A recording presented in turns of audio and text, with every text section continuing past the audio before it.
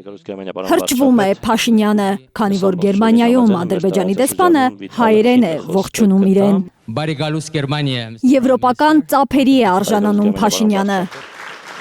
Հարավային Կովկաս խաղաղություն բերելու համար։ Շատ շնորհակալություն անձնապես ձեր արածի համար, այս խաղաղության գործընթացի համար, առանց ձեզ ոչինչ հնարավոր չէր լինի։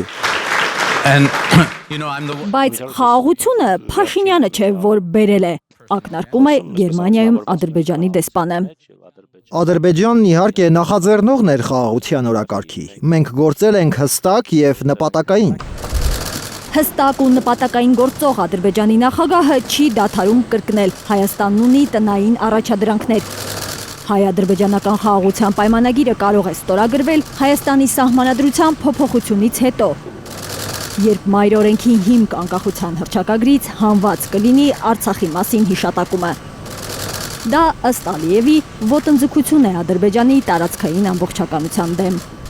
Ինչ վերաբերում է վերջին խոչընդոտին, սահմանադրությանը, մենք հույս ունենք, որ դա էլ կվերացվի, որպեսզի մենք կարողանանք պաշտոնապես ստորագրել խաղաղության համաձայնագիրը։ Գիտեք ինչ։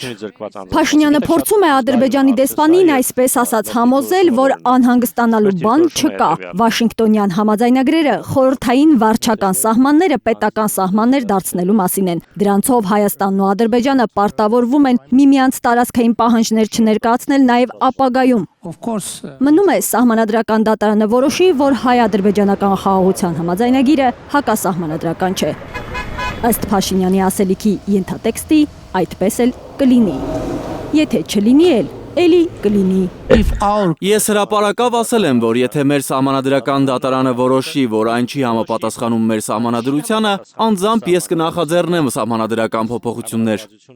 Ակնարկում է Փաշինյանը, թուրք-ադրբեջանական տանդեմն ու նրանց աջակիցները եթե ուզում են փոխել Հայաստանի սահմանադրությունը, ուրեմն պետք է անեն հնարավորը, որ ԿՊ-ն մնա իշխանության։ Կարծում եմ, ասում է, նոր սահմանադրություն ունենալու հարցը իրենց համար օրակարգային է դեռ 2018-ից։ Բայց հստակ քայլեր կանեն 2026-ի խորհրդարանական ընտրություններին մանդատ ստանալուց հետո միայն։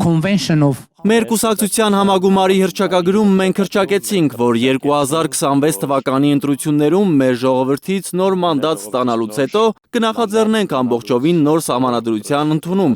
Զարմանում են անգամ եվրոպացիները, ինչպես է Հայաստանը Ադրբեջանի հետ խաղաղություն պատկերացնում, երբ Բաքվի բանտերում հայ գերիներ կան ու այն էլ լիակատար մեկուսացման մեջ։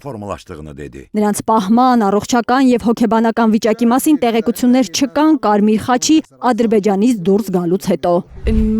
Պատերազմից հետո դեռ մարդիկ գերեվարված են, բանտում են պահվում, պատանդ են պահվում մի երկրում, որի հետ խաղաղություն եք համաձայնեցնում։ Գիտեք, դա շատ զգայուն հարց է։ Այս խնդիրն ավելի հեշտորեն կհասցեագրվի համագործակցության եւ խաղաղության, քան թե հակամարտության մթնոլորտում։ Ըստ Հայաստանի վարչապետի կլինի հայ-ադրբեջանական խաղաղություն, կլինի նաև հայ գերիների վերադարձ։ Քանի որ մենք ընթանում ենք խաղաղության ամրապնդման ուղղությամբ, ավելի ու ավելի իրատեսական է դառնում փոքր քայլերով այդ խնդրի լուծումը։ Գերիների հարցում են փոքր քայլերը։ Մեծ լոնքերը Թրամփի ուղու համար են, որը Հայաստանի տարածքով կապելու է Թուրքիային ու Ադրբեջանին։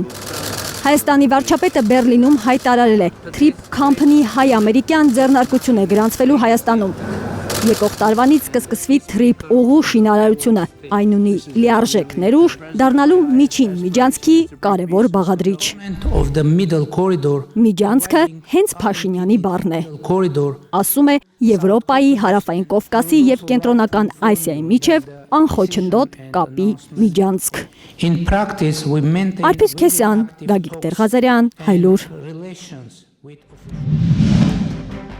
Հայաստանում եւ աշխարհում տեղի ունեցող իրադարձությունների մասին առաջինն իմանալու համար բաժանորդագրվեք մեր ալիքին, սեղմեք զանգակը, որ բաց չթողնեք ամենահրատապը, ամենակարևորն ու հետաքրքիրը։